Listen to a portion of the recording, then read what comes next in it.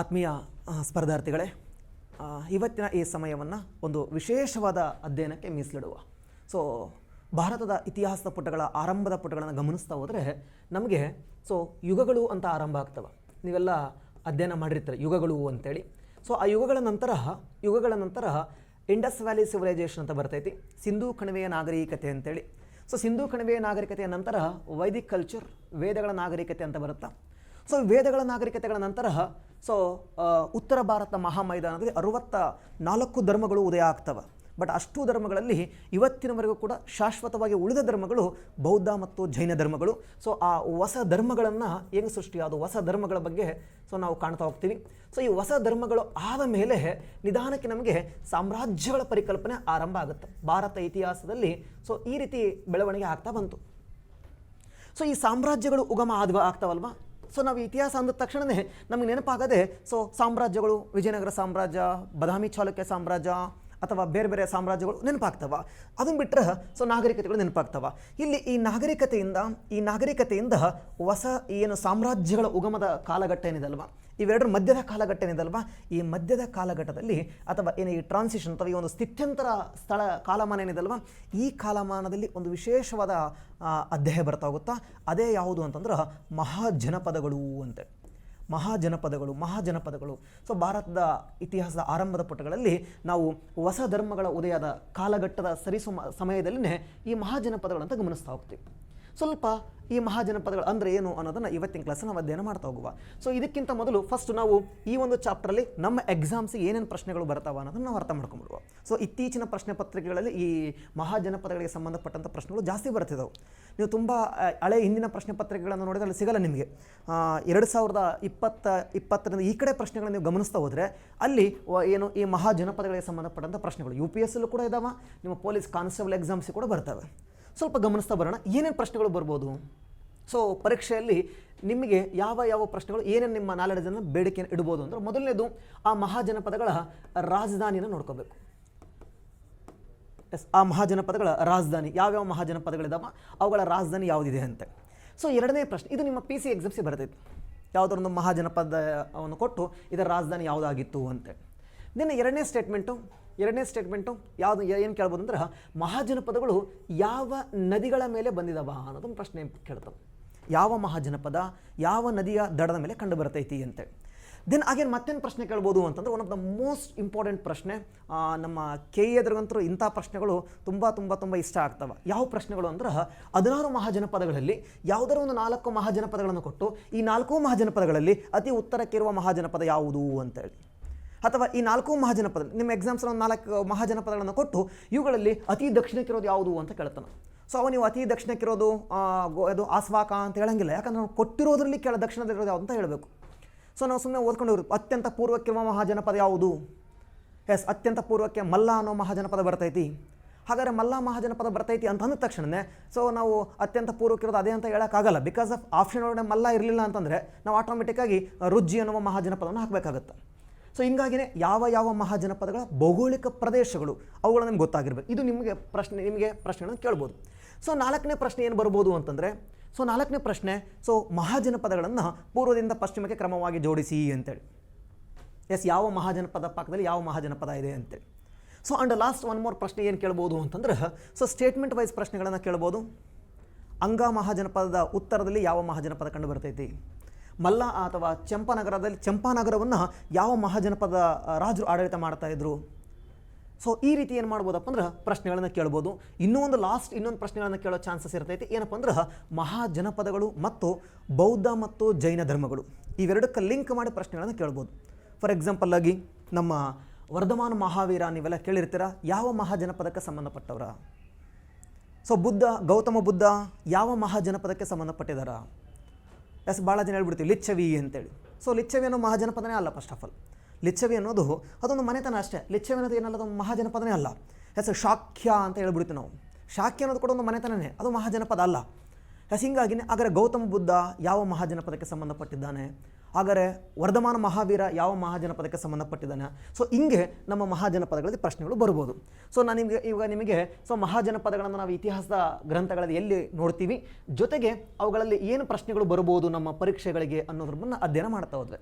So ಈಗ ಸ್ವಲ್ಪ ಗಮನಿಸ್ತಾ ಬರುವ ಏನು ಸರ ಮಹಾಜನಪದಗಳು ಹಂಗಂದ್ರೇನು ಸ್ವಲ್ಪ ಹಿನ್ನೆಲೆಯನ್ನು ಹೇಳಿ ನಾನು ನಿಮಗೆ ಆ ಎಲ್ಲ ಪ್ರಶ್ನೆಗಳಿಗೆ ಉತ್ತರವನ್ನು ನೀಡ್ತಾ ಹೋಗ್ತೀನಿ. ಮೊದಲನೇದಾಗಿ ಭಾರತದ ಇತಿಹಾಸದ ಆರಂಭದ ಪುಟಗಳಲ್ಲಿ ನಾವು ಯುಗಗಳ ಬಗ್ಗೆ ಮಾತಾಡ್ತೀವಿ ಅಂತ ಹೇಳ್ತಾ ಹೋದೆ. ಸೊ ಯುಗಗಳ ಬಗ್ಗೆ ಮಾತಾಡ್ತಾ ಹೋಗ್ತೀವಿ. ಶಿಲಾಯುಗ, ಆನಂತರ ಲೋಹಗಳ ಯುಗಗಳ ಬಗ್ಗೆ ಮಾತಾಡ್ತಾ ಹೋಗ್ತೀವಿ. ಅದನ್ನ ನಾವು ಮುಂದೆ ಬೇರೆ ತರಗತಿಯಲ್ಲಿ ಮಾತಾಡೋದಂತ ಯುಗಗಳ ಬಗ್ಗೆ. ಸೊ ಆನಂತರ ಇಂಡಸ್ ವ್ಯಾಲಿ ಸಿವಿಲೈಸೇಷನ್ ಮಾತಾಡ್ತಾ ಹೋಗ್ತೀವಿ. ಯಾಕೆ? ಸೊ ನಮ್ಮ ಆರಂಭದ ಪುಟಗಳು ಬಹುತೇಕ ಇಲ್ಲಿಂದನೇ ಸ್ಟಾರ್ಟ್ ಆಗ್ತಾವೆ. ಇಂಡಸ್ ವ್ಯಾಲಿ ಸಿವಿಲೈಸೇಷನ್, ಸಿಂಧೂ ಕಣಿವೆಯ ನಾಗರಿಕತೆ. ಯಾಕೆ ನಾವು ಇದನ್ನು ಕಂಚಿನ ನಾಗರಿಕತೆ ಅಂತ ಕರೀಲಿಲ್ಲ? ಯಾಕೆ ಇದನ್ನು ನಾವು ಲೋಹಗಳ ನಾಗರಿಕತೆ ಅಂತ ಕರೀಲಿಲ್ಲ? ಸೊ ಆ್ಯಕ್ಚುಲಿ ಕೇಸ್ ಮೇನ್ಸಲ್ಲಿ ಇದು ಪ್ರಶ್ನೆ ಕೇಳಿದ್ದ ಏನಂತಂದ್ರೆ, ಸೊ ಯುಗಗಳಿಗೂ ಮತ್ತು ಸಿಂಧೂ ನಾಗರಿಕತೆಗಿರೋ ವ್ಯತ್ಯಾಸ ಏನು ಅಂತೇಳಿ. So what is the major difference? ಯಾಕೆ ನಾವು ಇದನ್ನಾಗಾದರೆ ಶಿಲೆಗಳ ನಾಗರಿಕತೆ ಅಂತಂದು ಕರಿಬೋದಾಗಿತ್ತು, ಅಥವಾ ಕಂಚಿನ ನಾಗರಿಕತೆ ಅಂತ ಕರಿಬೋದಾಗಿತ್ತು, ಕಬ್ಬಿಣದ ನಾಗರಿಕತೆ ಅಂತ ಕರಿಬೋದಾಗಿತ್ತು. ಆದರೆ ಸಿಂಧೂ ನದಿಗೆ ಮಾತ್ರ ಸಿಂಧೂ ನದಿಯ ನಾಗರಿಕತೆ ಅಂತ ಕರಿತಾ ಹೋಗ್ತೀವಿ. ವೇದಗಳಿಗೆ ವೇದಗಳ ನಾಗರಿಕತೆ ಅನ್ನೋದಕ್ಕಿಂತ ವೇದ ಸಂಸ್ಕೃತಿ. ನೋಡ್ರಿ, ಇಂಗ್ಲೀಷಲ್ಲಿ ನಾವು ವೇದ ಸಿವಿಲೈಸೇಷನ್ಸ್ ಅಂತ ಕರೆಯಲ್ಲ, ವೈದಿಕ್ ಕಲ್ಚರ್ ಅಂತ ಕರಿತಾ ಹೋಗ್ತೀವಿ, ವೇದಗಳ ಕಲ್ಚರ್ ಅಂತ ಕರಿತಾ ಹೋಗ್ತೀವಿ. ಸೊ ಯಾಕೆ ಇದಕ್ಕೆ ನಾಗರಿಕತೆ ಅಂತ ಕರಿತಾ ಹೋಗ್ತೀವಿ? ಇದಕ್ಕೆ ಯಾಕೆ ಕರೆಯಿಲ್ಲ ಅಂತಂದ್ರೆ ರೀಸನ್ಸ್ ಇಷ್ಟೇ. ಸೊ ಈ ಭಾಗ ಏನಿದೆ ಅಲ್ವಾ, ಬಿಫೋರ್ ಇಂಡಸ್ ವ್ಯಾಲಿ ಸಿವಿಲೈಸೇಷನ್ ಇದೆ ಅಲ್ವಾ, ಈ ಭಾಗದಲ್ಲಿ ನಾವು ತಿಳಿದುಕೊಳ್ಳಲೇಬೇಕಾದ ಯಾವುದೇ ಅಂಶಗಳು ಜಾಸ್ತಿ ಸಿಗಲ್ಲ. ಅವತ್ತು ಮನುಷ್ಯನಿಗೆ ವೈಜ್ಞಾನಿಕವಾದ ಆಹಾರ ಪದ್ಧತಿ ಗೊತ್ತಿರಲಿಲ್ಲ, ಅವನಿಗೆ ಸರಿಯಾದ ಬಟ್ಟೆ ಪರಿಕಲ್ಪನೆ ಗೊತ್ತಿರಲಿಲ್ಲ, ಅಲೆಮಾರಿಯಾಗಿ ಸಂಚಾರ ಮಾಡ್ತಾ ಇದ್ದ, ನಿಖರವಾದ ಕುಟುಂಬದ ವ್ಯವಸ್ಥೆ ಗೊತ್ತಿರಲಿಲ್ಲ, ಭಾವನಾತ್ಮಕ ಸಂಬಂಧಗಳ ಬಗ್ಗೆ ಗೊತ್ತಿರಲಿಲ್ಲ. ಸೊ ಆ ಎಲ್ಲ ಅಂಶಗಳು ಇಂಡಸ್ ವ್ಯಾಲಿಯಲ್ಲಿ ಇದ್ದು, ಹಿಂಗಾಗಿ ನಾವು ಇದನ್ನು ಸಿವಿಲೈಸೇಷನ್ ಅಂತ ಕರಿತಾ ಹೋಗ್ತೀವಿ, ನಾಗರಿಕತೆ ಅಂತ ಕರಿತಾ ಹೋಗ್ತೀವಿ. ಸೊ ಇವನು ಎಲ್ಲಿ ವಾಸ ಮಾಡಬೇಕು ಅಂತ ಗೊತ್ತಿತ್ತು, ಇವನ ಹತ್ರ ಒಂದು ಎಮೋಷನ್ ಇತ್ತು, ಪ್ರಕೃತಿನ ಆರಾಧನೆ ಮಾಡೋದು ಗೊತ್ತಿತ್ತು. ಸುಮಾರು 552 ರೀತಿಯ ಆಭರಣಗಳನ್ನು ತೊಡ್ತಾ ಇದ್ದ ಅವತ್ತಿನ ಕಾಲಘಟ್ಟಗಳಲ್ಲಿ. ಅವತ್ತೇ 2-3 ಫ್ಲೋರ್ ಮನೆಯನ್ನು ಕಟ್ಟಿದ್ದ, ರಕ್ಷಣೆಗಾಗಿಯೇ ಕೋಟೆಗಳನ್ನು ನಿರ್ಮಾಣ ಮಾಡಿಕೊಂಡಿದ್ದ. ಇವತ್ತೂ ಕೂಡ ನಿರ್ಮಾಣ ಮಾಡಲು ಕಷ್ಟ ಅನಿಸಿಕೊಳ್ಳುವ ಒಳಚರಂಡಿ ವ್ಯವಸ್ಥೆಯನ್ನು ಅವತ್ತೇ ನಿರ್ಮಾಣ ಮಾಡಿದ್ದ. ಹಿಂಗಾಗಿನೇ ಸೊ ಇದರಿಂದ ನಾವು ಕಲಿಯೋದಿದೆ. ಹಿಂಗಾಗಿ ನಾವು ಇದನ್ನು ಸಿವಿಲೈಸೇಷನ್ ಅಂತ ಕರಿತಾ ಹೋಗ್ತೀವಿ, ಇದನ್ನು ನಾವು ಸಿವಿಲೈಸೇಷನ್ ಅಂತ ಕರೆಯಲ್ಲ, ಇದನ್ನು ಸಿವಿಲೈಸೇಷನ್ ಅಂತ ಕರಿತಾ ಹೋಗ್ತೀವಿ. ನಿಧಾನವಾಗಿ ಆರಂಭವಾದ ನಾಗರಿಕತೆ, ಆ ನಾಗರಿಕತೆ ಸಿಂಧೂ ನಾಗರಿಕತೆಯ ನಂತರ ವೈದಿಕ ಕಲ್ಚರ್ ಆರಂಭ ಆಯಿತು. ಸೊ ಈ ವೈದಿಕ ಕಲ್ಚರಲ್ಲಿ ಸೊ 2 ಭಾಗ ಮಾಡ್ಕೊತೀವಿ, ಒಂದು ಆರಂಭದ ವೇದ, ಇನ್ನೊಂದು ಉತ್ತರ ವೇದಗಳು ಅಂತ. ಸೊ ಈ ಆರಂಭದ ವೇದಗಳಲ್ಲಿ ಇಲ್ಲಿ ಕೂಡ ನಿಧಾನವಾಗಿ ರಾಜಪ್ರಭುತ್ವ ಆರಂಭ ಆಯಿತು. ಸೊ ಇಲ್ಲಿ ಎರಡರಲ್ಲೂ ರಾಜ ಅವನೇ. ಆದರೆ ಆರಂಭದ ವೇದಗಳಲ್ಲಿ ರಾಜ ಏನಾಗಿದ್ದ ಅಂತಂದ್ರೆ, ಸೊ ತನಗೆ ಬೇಕಾದಂಗೆ ಆಡಳಿತ ಮಾಡೋಕೆ ಆಗ್ತಾ ಇರಲಿಲ್ಲ, ಅವನು ನಿರಂಕುಶವಾಗಿರಲಿಲ್ಲ. ಅವನನ್ನು ಸಭಾ ಮತ್ತು ಸಮಿತಿ ಇವುಗಳ ಮೇಲೆ ವಿಷಯ ಅಂತ ಕೂಡ ಒಂದಿತ್ತು, ವಿಧಾತ ಅಂತೇಳಿ. ಅವು ಕೂಡ ಏನು ಮಾಡ್ತಾ ಇದ್ವಪ್ಪ ಅಂದ್ರೆ, ವಿಧಾತ ಆಗಿರ್ಬೋದು, ಸಭಾ ಆಗಿರ್ಬೋದು, ಸಮಿತಿಗಳಾಗಿರ್ಬೋದು, ಅವು ನಿಧಾನವಾಗಿ ರಾಜನನ್ನು ಕಂಟ್ರೋಲ್ ಮಾಡ್ತಾ ಇದ್ವು. ರಾಜನನ್ನು ನೇಮಕ ಮಾಡಲಾಗ್ತಾ ಇತ್ತು. ರಾಜನಿಗೆ ಅವನು ಸರಿಯಾಗಿ ಆಡಳಿತ ಮಾಡ್ತಿರಲಿಲ್ಲ ಅಂದ್ರೆ ಅವನು ಕೆಳಗಿಳಿಸೋ ಅಧಿಕಾರ ಇತ್ತು.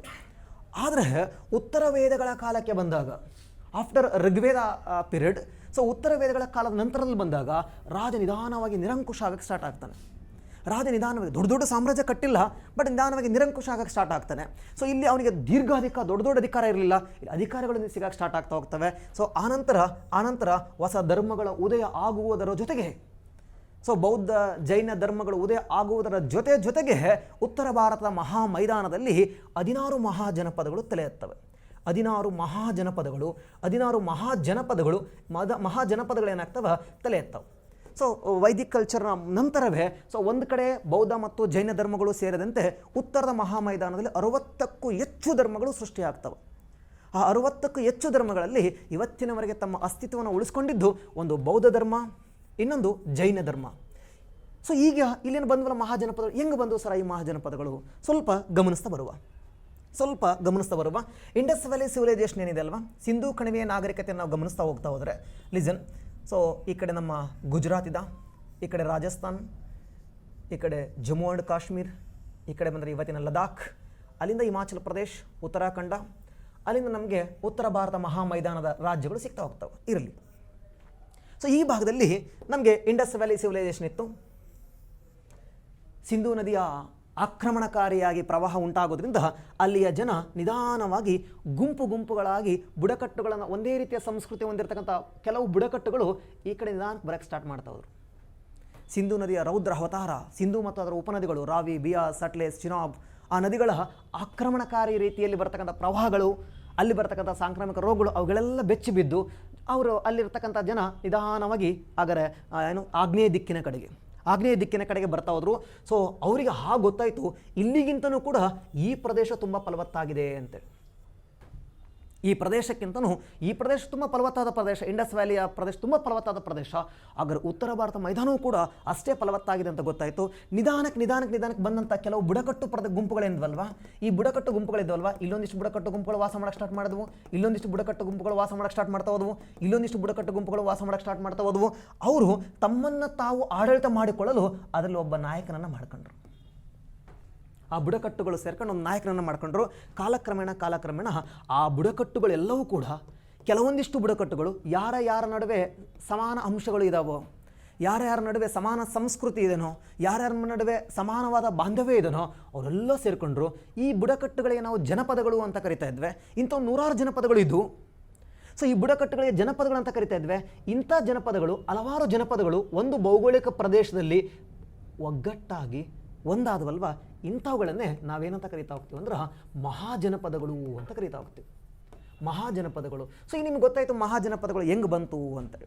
ಸೊ ಮಹಾಜನಪದಗಳು ಅಂತಂದ್ರೆ ಜನಪದಗಳ ಗುಂಪು, ಅಥವಾ ಸರ್ ಜನಪದ ಅಂತಂದರೆ ಇಟ್ಸ್ ಎ ಟ್ರೈಬ್ಸ್, ಬುಡಕಟ್ಟುಗಳು ಅಂತ ಅರ್ಥ. ಅವ್ರು ಯಾಕೆ ಒಂದಾದರು?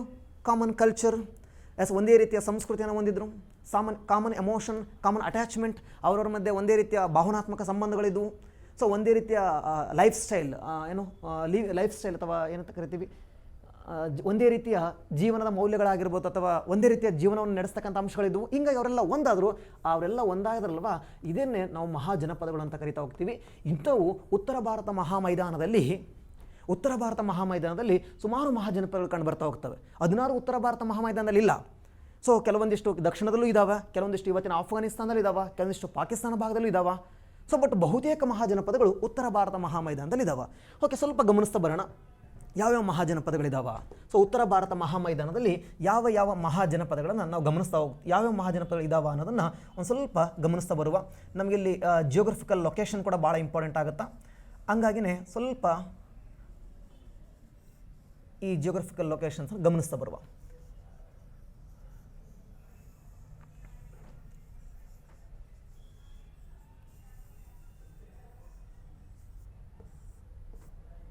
ಇವತ್ತಿನ ಭಾರತ. ಸೊ ಈ ಒಂದು ಭಾರತವನ್ನು ನಾವು ಗಮನಿಸ್ತಾ ಹೋದ್ರೆ ಇಲ್ಲಿ ನಿಮಗೆ ಜಾಗ ಚಿಕ್ಕದಾಗತ್ತೆ ಅನ್ನೋದಾದ್ರೆ ನಾನು ಈ ಕಡೆ ಸೈಡು ಬರೆದಿರ್ತೀನಿ. ಸೊ ನಾನೀಗ ನಿಮಗೆ ಇಲ್ಲಿ ಬಿಡಿಸುವ ಚಿತ್ರ ಯಾವುದು ಅಂತಂದ್ರೆ, ಸೊ ಈ ಜಾಗವನ್ನು, ಈ ಪ್ರದೇಶವನ್ನು ನಾನು ಆ ಕಡೆ ಇನ್ನೊಂದು ಕಡೆ ದೊಡ್ಡದಾಗ ಕೂಡ ಬಿಡಿಸ್ತಾ ಹೋಗ್ತೀನಿ ಅಂತ. ಈ ಪ್ರದೇಶವನ್ನು ಈ ಜಾಗವನ್ನು ಈ ಕಡೆ ಸೈಡ್ ಬಿಡಿಸ್ತಾ ಹೋಗ್ತೀನಿ, ಗಮನಿಸ್ತಾ ಹೋಗಿ. ಸೊ ಆ ಉತ್ತರ ಭಾರತ ಮಹಾಮೈದಾನ ಏನೈತಲ್ವ, ಈ ಉತ್ತರ ಭಾರತ ಮಹಾಮೈದಾನದ ಒಳಗಡೆ ಈ ಕಡೆ ಸೈಡಿಂದ 16 ಮಹಾಜನಪದಗಳಿದಾವೆ ಕಣ್ರಿ. ಈ 16 ಮಹಾಜನಪದಗಳನ್ನು ಹೆಂಗೆ ನೆನ್ಪಿಟ್ಕೊಳ್ಳೇಬೇಕು. ಹಂಗಂತೇಳಿ ಬಾಯಾಟ ಹೊಡೆಯೋದಲ್ಲ.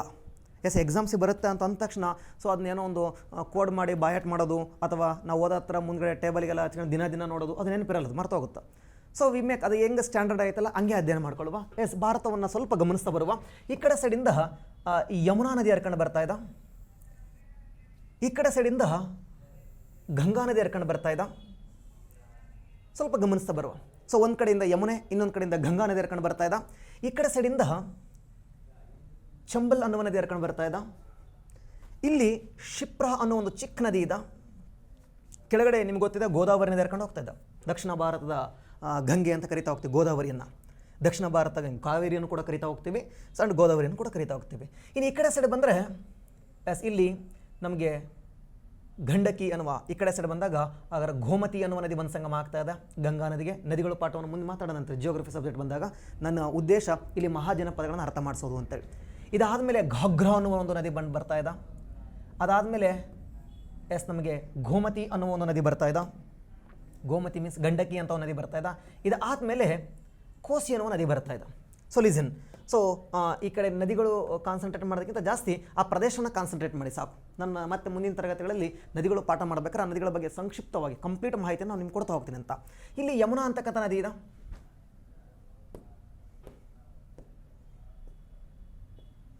ಇಲ್ಲಿ ಯಮುನಾ ಅಂತಕ್ಕಂಥ ನದಿ ಇದೆ. This is Yamuna river. So ಈ ಯಮುನಾ ನದಿ ದಡದ ಮೇಲೆ 3 ಮಹಾಜನಪದಗಳು ಕಂಡು ಬರ್ತಾ ಹೋಗ್ತವೆ. ಸೊ 16 ಮಹಾಜನಪದಗಳನ್ನು ಯಥಾವತ್ತಾಗಿ ನಾನು ನಿಮಗೆ ಲೆಕ್ಕ ಕೊಡ್ತಾ ಹೋಗ್ತೀನಿ ಅಂತ. ಸೊ ಅದನ್ನು ಓದ್ಕೊಳ್ಳೋದು ಹೆಂಗೆ ಅನ್ನೋದನ್ನು ನಿಮಗೆ ಪ್ರಸ್ತಾಪಡಿಸ್ತಾ ಹೋಗ್ತೀನಿ. ಯಮುನಾ ನದಿ ಇದೆ ಅಲ್ವಾ, ಈ ಯಮುನಾ ನದಿಯ ದಡದ ಮೇಲೆ ಹಾಗಾದರೆ 3 ಮಹಾಜನಪದಗಳು ಕಂಡು ಬರ್ತಾ ಹೋಗ್ತವೆ. ಯಾವ್ಯಾವ ಕಂಡು ಬರ್ತಾವೆ ಸರ? ಸೊ ಮೊದಲನೇದಾಗಿ ಈ ಯಮುನಾ ನದಿಯ ದಡದ ಮೇಲೆ ಫಸ್ಟು ನಿಮಗೆ ಯಮುನಾ ಅಂದ ತಕ್ಷಣವೇ ಫಸ್ಟ್ ನಿಮ್ಗೆ ನೆನಪಾಗೋದು ಯಾವುದು ಅಂದರೆ ದೆಹಲಿ. ಸೊ ಆ ದೆಹಲಿಯ ಪ್ರಾಚೀನ ಹೆಸರು ಇಂದ್ರಪ್ರಸ್ಥ ಅಂತೇಳಿ. ಆ ಇಂದ್ರಪ್ರಸ್ಥವನ್ನು ರಾಜಧಾನಿಯಾಗಿ ಮಾಡಿಕೊಂಡು ಆಳ್ವಿಕೆ ಮಾಡಿರ್ತಕ್ಕಂಥ ಒಂದು ಮಹಾಜನಪದ ಯಾವುದು ಅಂದ್ರೆ ಕುರು ಅಂತೇಳಿ. ಕುರು ಮಹಾಜನಪದ ಅಂತೇಳಿ. ಸೊ ಇಂದ್ರಪ್ರಸ್ಥ ಮೀನ್ಸ್ ಇವತ್ತಿನ ದೆಹಲಿ, ಅದು ಗೊತ್ತಿರಬೇಕು. ಆದರೆ ಕುರು ಮಹಾಜನಪದ ಇವತ್ತಿನ ಯಾವ ಸ್ಥಳದಲ್ಲಿ ಇತ್ತು ಅಂದ್ರೆ ದೆಹಲಿಯಲ್ಲಿತ್ತು. ಅದು ಯಾವ ನದಿಯ ದಡದ ಮೇಲೆ ಅಂದ್ರೆ ಅದು ಇಂದ್ರಪ್ರಸ್ಥ ನದಿಯ ದಡದ ಮೇಲೆ ಅಥವಾ ಯಮುನಾ ನದಿಯ ದಡದ ಮೇಲೆ ಕಂಡು ಬರುತ್ತೆ. ಅಲ್ಲಿಂದ ದೆಹಲಿಯಿಂದ ಮುಂದಕ್ಕೆ ಬಂದರೆ ಸ್ವಲ್ಪ ದೂರ ಬಂದರೆ ನಮಗೆ ನೆಕ್ಸ್ಟ್ ಸಿಗ್ತಕ್ಕಂಥ ಊರು ಯಾವುದು ಗೊತ್ತಾ? ಅದು ಮಥುರಾ. ಶ್ರೀಕೃಷ್ಣನ ಜನ್ಮಸ್ಥಳ ಅಂತ ಏನು ನಾವು ನಂಬ್ತಾ ಹೋಗ್ತೀವಲ್ವಾ, ಆ ಮಥುರಾದಲ್ಲಿ ಒಂದು ಮಹಾಜನಪದ ಇತ್ತು. ಯಾವುದು ಸರ ಅದು ಅಂದರೆ ಅದರ ಹೆಸರು ಶೂರಸೇನಾ ಅಥವಾ ಸೂರಸೇನಾ ಅಂತೇಳಿ. ಶೂರಸೇನಾ ಅಂದರೂ ಒಂದೇ, ಸೂರಸೇನಾ ಅಂತಂದ್ರು ಕೂಡ ಒಂದೇ, ಬೋತ್ ಆರ್ ಸೇಮ್. ಸೊ ಇದು ಮಥುರಾದಲ್ಲಿ ಕಂಡು ಬರ್ತಕ್ಕಂಥ ಒಂದು ಮಹಾಜನಪದ. ಅಲ್ಲಿಂದ ಯಮುನಾ ನದಿ ಹಂಗೆ ಹರ್ಕೊಂಡು ಮುಂದಕ್ಕೆ ಬಂದರೆ ಸ್ವಲ್ಪ ನಾನು ನದಿಯ ಕಲರ್ನ ಚೇಂಜ್ ಮಾಡಿರ್ತೀನಿ.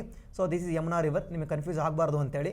ಸೊ ನೀವು ನೋಟ್ಸಲ್ಲಿ ಕ್ಲೀನಾಗಿ ಬರ್ಕೋಬೋದು ಯಮುನಾ ನದಿ. ಸೊ ಈ ಯಮುನಾ ನದಿ ಐತಲ್ವಾ, ಯಮುನಾ ನದಿಗೆ ಕುರು ಅಂತಕ್ಕಂಥ ಮಹಾಜನಪದ ಇದೆ. ಅಲ್ಲಿಂದ ಮುಂದಕ್ಕೆ ಬಂದರೆ ಶೂರಸೇನಾ ಅಂತಕ್ಕಂಥ ಒಂದು ಮಹಾಜನಪದ ಬರ್ತೈತಿ. ಸೊ ಈ ಶೂರಸೇನಾ ಮಹಾಜನಪದ ಆದಮೇಲೆ ಯಮುನಾ ನದಿ ಗಂಗೆಯನ್ನು ಸೇರುವ ಜಾಗ ಐತಿ ನೋಡ್ರಿ, ಇವತ್ತಿನ ಅಲಹಾಬಾದ್ ಅಂತ ಕರಿತಾ ಹೋಗ್ತೀವಿ.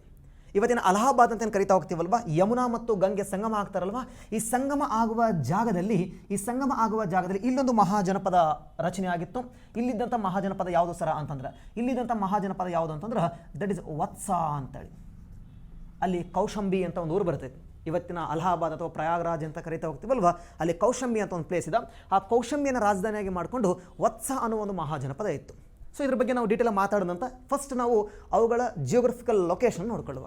ಸೊ ಯಮುನಾ ಅಂದ ತಕ್ಷಣವೇ ನಾಳೆ ನಿಮ್ಗೆ ಹೇಳ್ಬೋದು ಯಮುನಾ ನದಿಯ ದಡದ ಮೇಲೆ ಕಂಡು ಬರುವ ಮಹಾಜನಪದಗಳನ್ನು ಆ ನದಿಯ ದಡದ ಮೇಲೆ ಹೆಂಗಿದಾವ ಕ್ರಮವಾಗಿ ಬರೆಯಿರಿ ಅಂತ ಕೇಳ್ಬೋದು. ಸೊ ಮೊದಲ ಮಹಾಜನಪದ ಕುರು, ಅಲ್ಲಿಂದ ಮುಂದಕ್ಕೆ ಬಂದರೆ ಶೂರಸೇನಾ, ಅಲ್ಲಿಂದ ಮುಂದಕ್ಕೆ ಬಂದರೆ ನಮಗೆ ನೆಕ್ಸ್ಟ್ ಸಿಗ್ತಕ್ಕಂಥದ್ದು ವತ್ಸ ಮಹಾಜನಪದ ಅಂತೇಳಿ.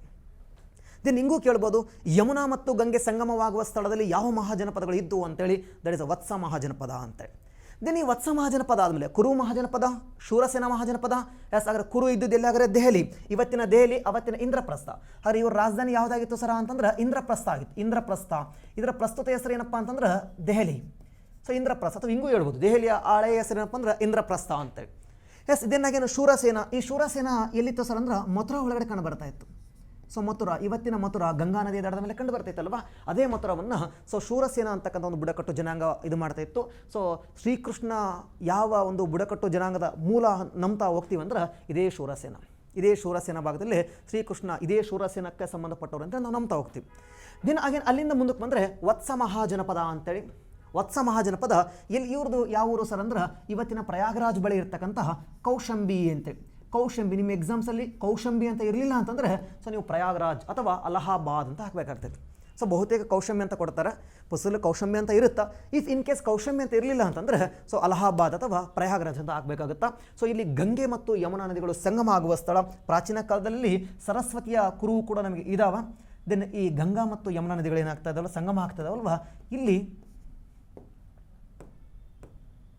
ಈ ಗಂಗಾ ಮತ್ತು ಯಮುನಾ ನದಿಗಳು ಸಂಗಮ ಆಗುವ ಜಾಗ ಇದೆ ಅಲ್ವಾ, ಇಲ್ಲಿ ವತ್ಸ ಅನ್ನೋ ಮಹಾಜನಪದ ಇತ್ತು. ಸೊ 3 ಮಹಾಜನಪದಗಳು ಗೊತ್ತಾದವು, ಕುರು ಮಹಾಜನಪದ, ಶೂರಸೇನಾ ಮಹಾಜನಪದ, ವತ್ಸ ಮಹಾಜನಪದ. ಹಿಂಗೆ ನೆನ್ಪಿಟ್ಕೋಬೇಕು ನೀವು ಕುರು, ಆಮೇಲೆ ವತ್ಸ, ಆಮೇಲೆ ಶೂರಸೇನಾ, ಹಿಂಗೆ ನೆನ್ಪಿಟ್ಕೊಂಡ್ಬಿಟ್ರೆ ನಿಮ್ಮ ಮೈಂಡ್ ಏನಾಗುತ್ತೆ, ನಿಮಗೆ ಎಕ್ಸಾಮ್ ಟೈಮಲ್ಲಿ ಸರಿ ನೆನಪಾಗಲ್ಲ. ಅವ್ನು ಹೆಂಗೆ ಬೇಕಾದ್ರೂ ಪ್ರಶ್ನೆ ಕೇಳಿದ್ರೆ ನಾವು ಆನ್ಸರ್ ಮಾಡಬೇಕು ಅನ್ನೋದಾದರೆ ಇದೇ ರೀತಿ ನೆನ್ಪಿಟ್ಕೋಬೇಕು. ದಿನ ಹಾಗೆ ಮುಂದಕ್ಕೆ ಬರೋಣ.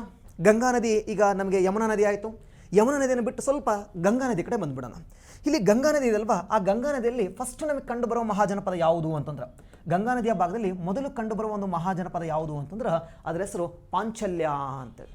ಸೊ ಪಾಂಚಲ್ಯ ಮಹಾಜನಪದ ಅಂತೇಳಿ. ಸೊ ಇವತ್ತಿನ ಈ ಮೀರತ್ನ ಉತ್ತರದ ಭಾಗದಲ್ಲಿ, ಇವತ್ತಿನ ಕನ್ಫ್ಯೂಸ್ ಮಾಡ್ಕೊಬಿಟ್ಟು ಇಲ್ಲಿ ಮಥುರಾ ಇದೆ, ಆ ಕಡೆ ಮೀರತ್ ಅನ್ನೋಕ್ಕಿಂತ ಕಾನ್ಪುರ ಅಂತ ನೀವೇನು ಕರೀತಾರಲ್ವ, ಆ ಕಾನ್ಪುರದಿಂದ ಸ್ವಲ್ಪ ಮೇಲ್ಗಡೆ ಹೋದರೆ ನಿಮಗೆ ಕಾಂಪಲ್ಯ ಅಂತಕ್ಕಂಥ ಒಂದು ಪ್ಲೇಸ್ ಕಂಡು ಬರ್ತೈತಿ. ಅದಕ್ಕೆ ನಾವು ಹೈಚ್ಛಾಪುರ ಅಂತ ಕೂಡ ಕರಿತಾ ಹೋಗ್ತೀವಿ. ಆ ಒಂದು ಪ್ಲೇಸಲ್ಲಿ ಪ್ರಾಚೀನ ಕಾಲದಲ್ಲಿ ಅಹಿಚ್ಛಾಪುರ ಅಥವಾ ಅಚ್ಚೀಪುರ ಅಂತ ಕೂಡ ಕರಿತಾ ಇದ್ವಿ. ಸೊ ಅದಕ್ಕೆ ನಾವು ಇವತ್ತು ಕಾಂಪಲ್ಯ ಅಂತ ಕರಿತಾ ಹೋಗ್ತೀವಲ್ವ. ಈ ಕಾಂಪಲ್ಯ ಅನ್ನೋ ಸ್ಥಳದಲ್ಲಿ ಒಂದು ಮಹಾಜನಪದ ಇತ್ತು, ಅದರ ಹೆಸರು ಪಾಂಚಲ್ಯ ಅಂತೇಳಿ. ನಾನು ಚಿಕ್ಕದಾಗ ಬರೀತಾ ಇದ್ದೀನಿ ಬಿಕಾಸ್ ಆಫ್ ಅಲ್ಲಿ ನಿಮಗೆ ಅದರ ಲೊಕೇಶನ್ ತೋರಿಸ್ಬೇಕು ಅಂತೇಳಿ. ನಿಮಗೆ ಇನ್ ಕೇಸ್ ಅಕ್ಷರ ಕಾಣಲಿಲ್ಲ ಅಂತಂದ್ರೆ ನೀವು ಅದನ್ನ ನಾನು ಹೇಳ್ತಿರ್ತೀನಲ್ಲ ಅವಾಗ ಬರ್ಕೋಬೋದು. ಪಾಂಚಲ್ಯ ಅಂತೇಳಿ. ಈ ಪಾಂಚಲ್ಯದ ರಾಜಧಾನಿ ಯಾವುದಂದ್ರೆ ಅಹಿಚ್ಛಾಪುರ, ಅಥವಾ ಅದಕ್ಕೆ ಇನ್ನೊಂದು ಹೆಸರು ಕಾಂಪಲ್ಯ ಅಂತೇಳಿ ಅಥವಾ ಅಹಿಚ್ಛಾಪುರ ಅಂತೇಳಿ.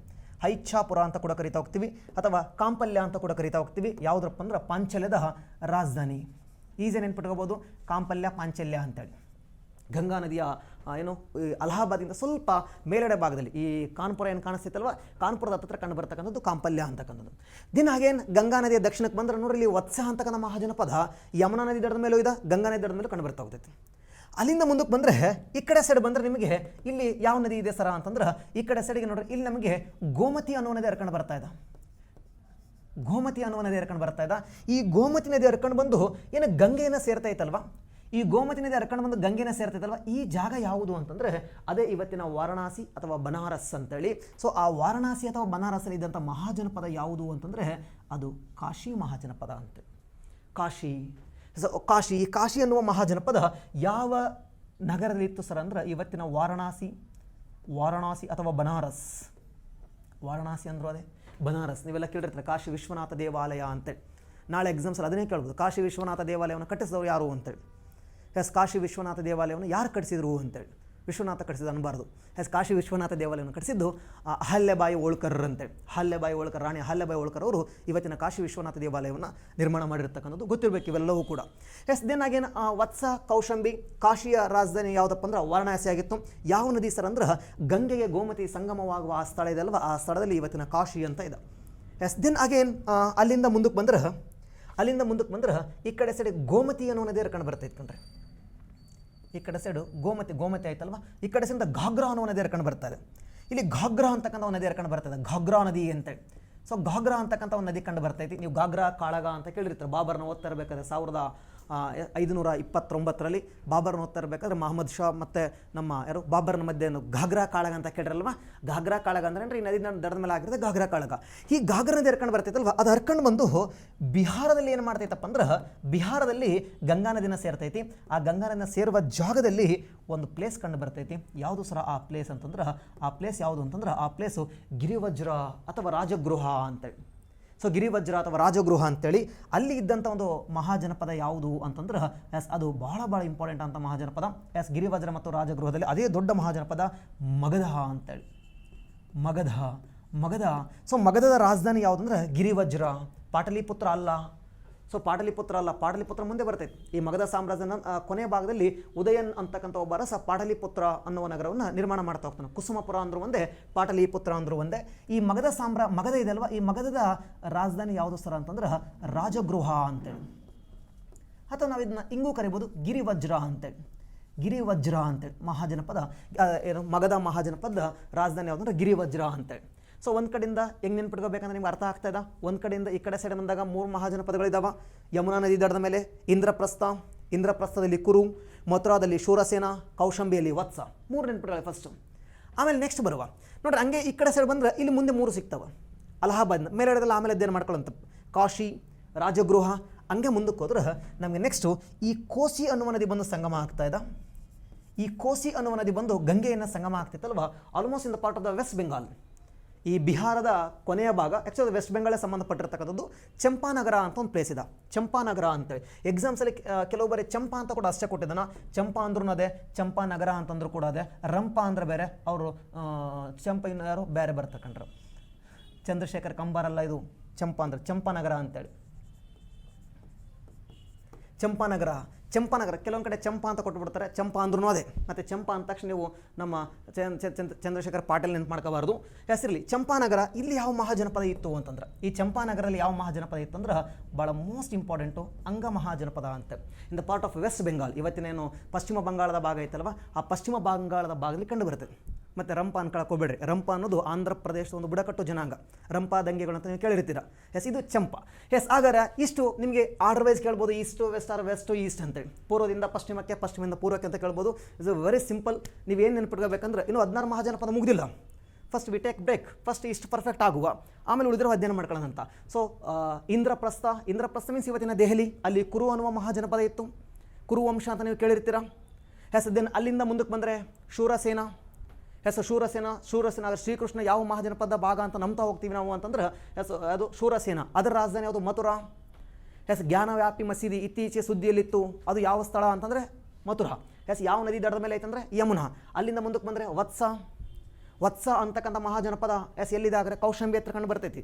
ವತ್ಸ ಮಹಾಜನಪದದಲ್ಲಿ ಒಬ್ಬ ವ್ಯಕ್ತಿ ಬರ್ತಾ ಹೋಗ್ತಾನೆ, ಉದಯನ್ ಅಂತ ನೀವು ಕೇಳಿರ್ತೀರ. ಅಜಾತಶತ್ರುವಿನ ಮಗ ಉದಯನ್ ಅವ ಬೇರೆ, ಇಲ್ಲಿ ವತ್ಸ ಮಹಾಜನಪದ ಉದಯನ್ ಬೇರೆ.